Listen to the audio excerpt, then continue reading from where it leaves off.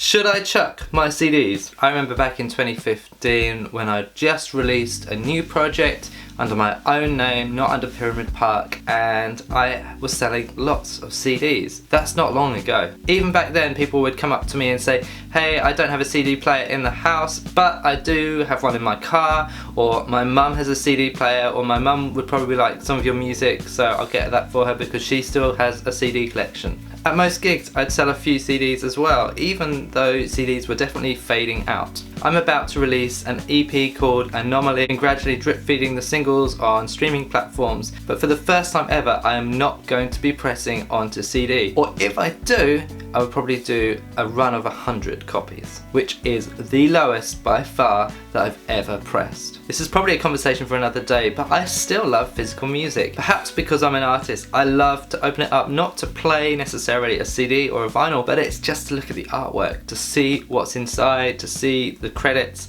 I love going through the credits, seeing who was involved in the project. Even though I haven't got a clue who these people are, it's really exciting for me just to look at the artwork in full, have something in my hand and to hold it. And I've had lots of discussions with different people in the industry who also enjoy physical products. I think this is awesome and probably one of the reasons why physical music has carried on as long as it has done. But first, before we get into it, thank you to those of you who've recently viewed my channel for the first time. I really appreciate it. Some of you have been coming back for a long time now. Some of you have only just discovered this channel. It's one that's gradually growing, and if you want to get involved in that, please do subscribe to this channel, like this video if you like the content, and even consider joining the Pyramid Park YouTube membership. More on that later on in this vlog. One thing I've noticed that artists do not like to talk about, and I understand why, is all the stock left over, like here on those shelves behind me. Now, some artists might have hundreds of physical copies stored away, never gonna sell. What do you do with it? Is it a waste to press 1,000 copies and then chuck 100 of them? Maybe for an artist it's more of an emotional dilemma than what it actually is for someone looking in from the outside. But I kind of want to share some of the thoughts that I've been going through about chucking some of my old product. Welcome to my studio. This is where all things Pyramid Park happen. It's not a recording studio, but it is a songwriting room, a place where I do lots of creative stuff, including recording loads of vlogs like this one here. But I also use this space as storage for merch and physical music. Let me show you a little bit more of where the product is stored. So come with me.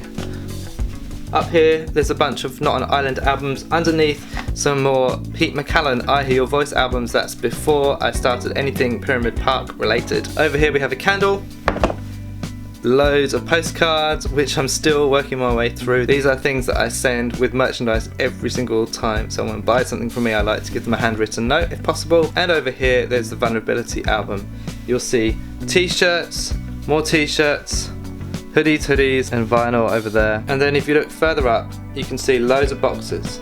That is where I store loads of old CDs. Stuff that I did way before Pyramid Park that's not even up in my store anymore. Yes, the I Hear Your Voice album is still there, but so is this EP called The Optical Illusion, and it's really old, and I haven't sold one for I don't know how many years now.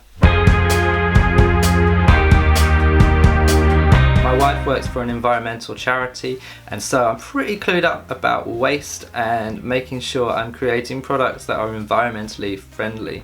I do my best to be able to do that, and with every physical release I've tried to remove more and more plastic from the product. So these old CDs are not selling anymore. I understand why. I'm not promoting them, I'm not trying to, I just don't think it's my best work. It's very old. Some people who listen to my music from that time bought the EPs, still listen back to some of the songs occasionally.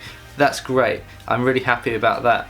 But if I'm really honest, I'm not going to be plugging this. I've got better music to plug now. But I am emotionally attached to them. Somehow it just feels wrong to chuck old music, even though it's been sitting back there for 4 years now on that shelf, not moving at all, unlikely to move in the future. But I feel really emotionally attached to these things, and I feel it's a complete waste just to chuck every single CD. Almost unbelievably, the cost of producing this was around £200. A friend of mine did me a very, very generous deal and pretty much did it for free. The packaging was about £850, and then there was the artwork fees. So I have more than recouped the money from this project. So recouping money from this project, I don't have an issue with scrapping. I genuinely have no idea whether this is still on streaming platforms or available in different outlets. I've lost all contact with the distributor. I think they went bust, but then I think things got transferred to another distributor. I've never ever logged in. I don't know. I probably have some remnants of this somewhere on the internet, but it's not something that's blowing up all of a sudden. And then the reality of this is this room is pretty small, and I'm getting more and more bits and pieces in here, and I'm using it for all sorts of things, and when I get equipment out, it is becoming a bit of a pain, and I probably need that shelf space up there for somewhere else. So I feel like I'm convincing myself that maybe I should chuck these CDs.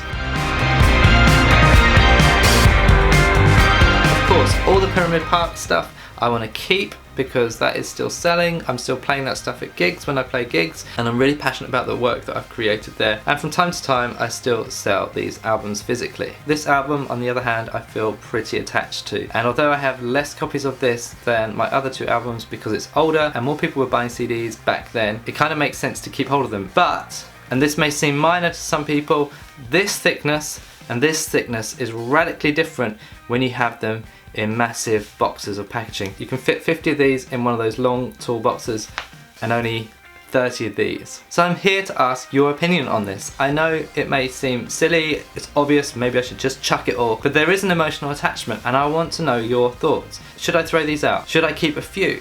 Should I just chuck the whole lot? Do I keep this album physically and chuck this EP? Do I throw them both away or do I keep both of them? What are your thoughts? Please leave a comment below. I will read every single one of them and get back to you as well. The more comments made as well, the more engaging the dialogue will be. And I genuinely want to hear every perspective. Bottom line, let me know. I'm listening. Maybe you want to listen to both projects. I've definitely got a link for I Hear Your Voice. If I can find a link for the Optical Illusion, I'll leave it below as well. Thanks guys for watching today. Please leave your comments, like the video if you like the content or you want to engage in some way. Just drop me a message. I'm always happy to chat. Drop me a message and I'll get back to you as soon as I can. Don't forget to subscribe if you haven't done already, and I have a YouTube membership, which is a way of getting behind what I do as Pyramid Park. It's a way to throw a little bit of money my way, and in return you get a load of extra content, songs that have never been released before or early releases. So some of my backers have got my whole EP way ahead of time.